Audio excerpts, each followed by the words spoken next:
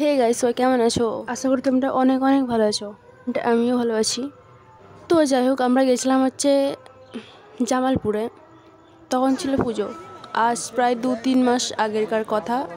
ভিডিওটা এখন বসলাম এডিট করতে। আমি একটু লাতখোর ভাব আছে, তার জন্য এখন এডিট করছি। তো যাই হোক, তারপর আমরা গেছিলাম বাবার পুকুরের দিকে। স্নান টান করছিল, আমরা গেছিলাম পা ধুতে, একটু ফ্রেশ ট্রেশ হতার জন্য।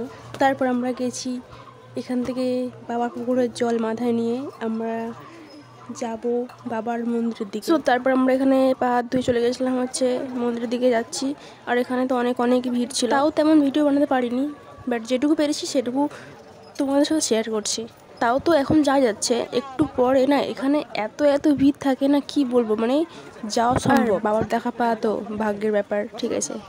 সো কি বলবো, তো এখানে আমি আর আমার একটা বোন ছিলাম, গল্প করতে করতে যাচ্ছিলাম। আর এখানে তো অনেক অনেক লোক ছিল। এই যে চলে এসেছি আমরা আমাদের সবার ভক্ত, সবার ভালোবাসা মহাদেবের মন্দিরের কাছে।